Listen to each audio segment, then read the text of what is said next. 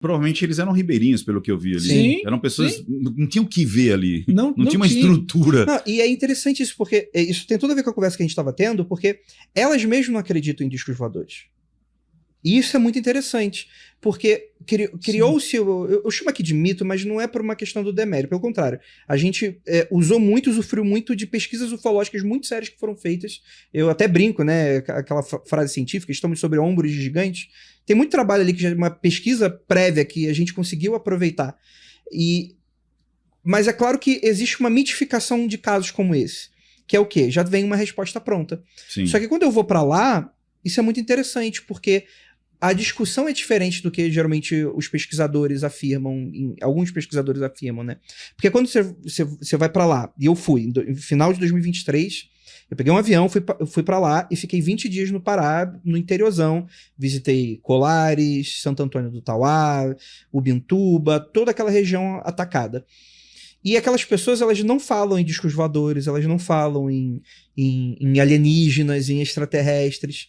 Pelo contrário, e isso é muito interessante porque são elementos que elas utilizavam da própria natureza delas, da onde elas estavam, para tentar explicar aquele fenômeno. Então, os objetos, as luzes, elas não chamavam de discos voadores. Elas chamavam de aparelho. Então, elas também não confundiam com folclore local. Não era Matinta Pereira, Boitatá, não era nada disso. Elas sabiam que era algo tecnológico porque não fazia sentido dentro da crença que elas viviam como sendo algo espiritual.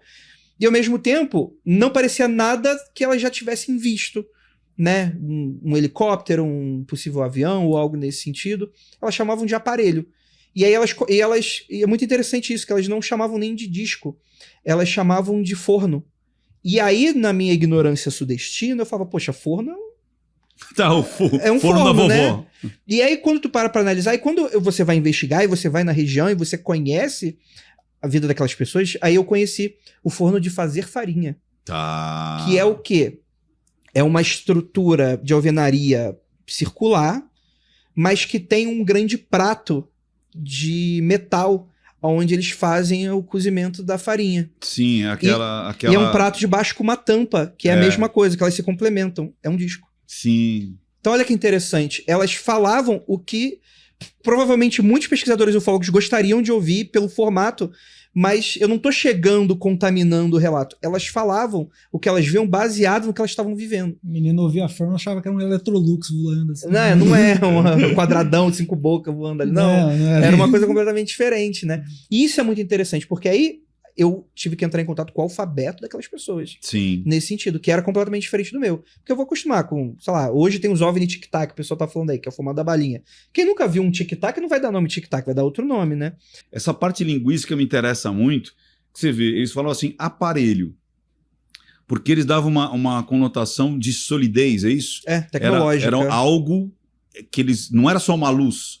Então eles não tiveram só contato com luz. Eles tiveram, assim, contato que eu falo visualmente... Na cabecinha deles, eles tinham certeza que era um aparelho. Algo materializado, de fato. Era materializado. Não era pura energia, né? Não era algo material. Um raio. Algo material, assim, mas não era um helicóptero. Não era algo conhecido. E até tem um momento ali que esqueci o nome da vítima, mas vocês estão conversando lá, que ela fala, o som que hoje é parecido com um drone. Foi o Sebastião, tio Sebastião da EDNI. Isso. E a gente começa a fazer perguntas, eu vou pra lá, vou entrevistar essas pessoas e eu vou fazendo as perguntas que são naturais, assim, do tipo, qual era a cor da luz, tinha um som, porque, poxa, um helicóptero teria a capacidade de ficar parado no ar, tem uma luz, coloca um holofote mas e tal. ia, né, um blá blá blá blá blá blá blá. Ele fala, cara, não tinha praticamente som nenhum. Aí a única coisa que a vítima falou foi, não, tinha um som, mas ele era muito sutil. Aí tinha o netinho dela, tava brincando com um dronezinho, eu falava, parecia muito isso aqui. Tem aquela coisa de... E o pessoal zumbido, geralmente, né? o pessoal se descreve muito como enxame de abelha ou como um motor de geladeira, que é aquela coisa bem sutilzinha, mas que existe. Ou que não tem som. Então, Ou que não teria som nenhum, ou teria esse zumbido, que é aquela coisa meio pequeno de... zumbido.